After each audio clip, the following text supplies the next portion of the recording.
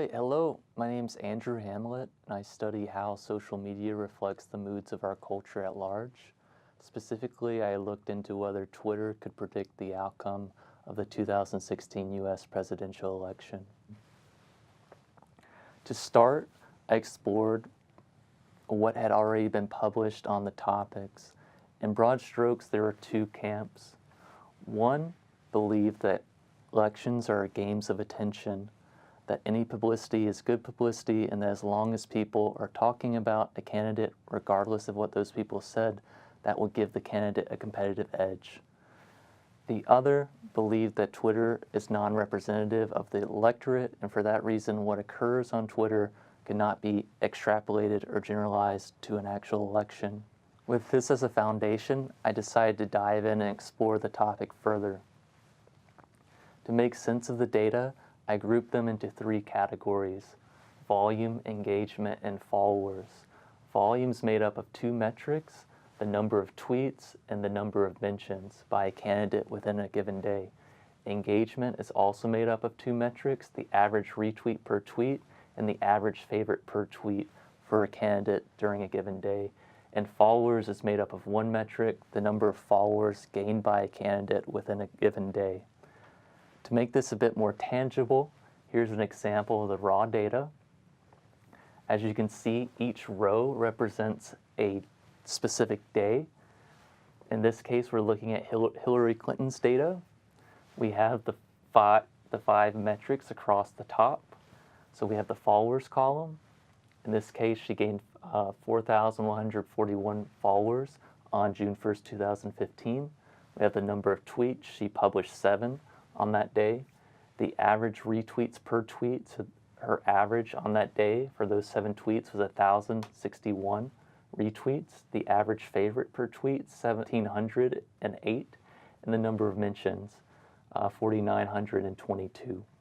So we compiled these data for all the candidates running in the primaries, and once we had them, we had to figure out how we would make sense of them and compare them across candidates so we could understand who was performing best on Twitter.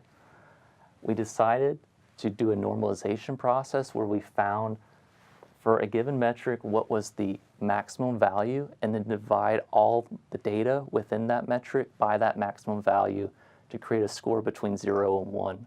That would give us the ability to rank across candidates and see who was performing best.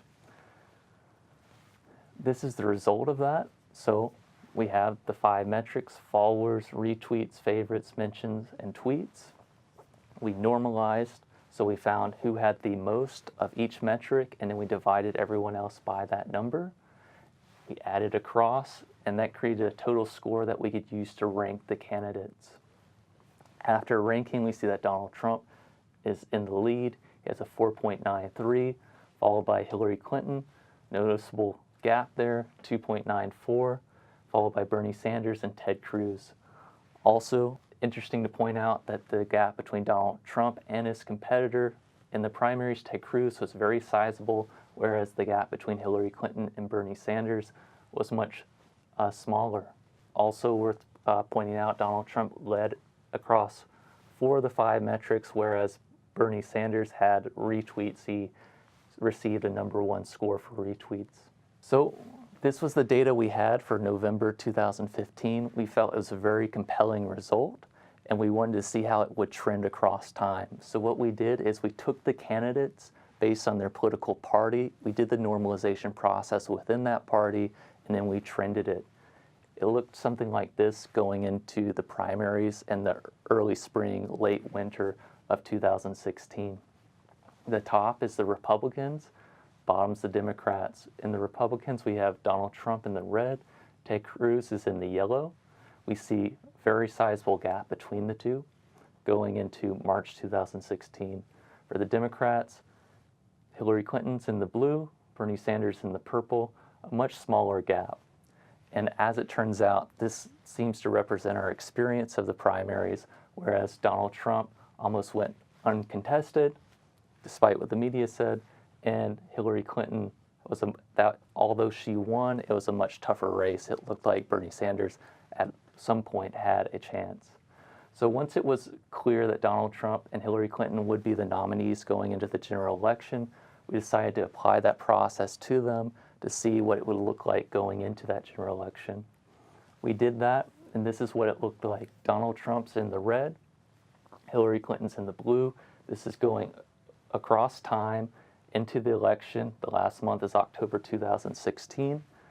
Clearly, Donald Trump led based on this methodology the entire time, especially going into the election. There's quite a gap there. Throughout the election, the prevailing belief, at least among pundits, was that Donald Trump would not win. However, based on these data, the Twitter data, it was clear that he was winning the entire time. Many now cite his success is due to social media, and that leads to some new questions that we could further explore using data visualization, such as who engaged on Twitter with Donald Trump? Is there something about the content of the tweets that led the audience to engage? If Twitter represents mass public opinion, why did the engagement rates not translate into the popular vote? Hillary Clinton actually won the popular vote. And what is the relationship between social and traditional media? So these are new questions that we could further explore with data visualization.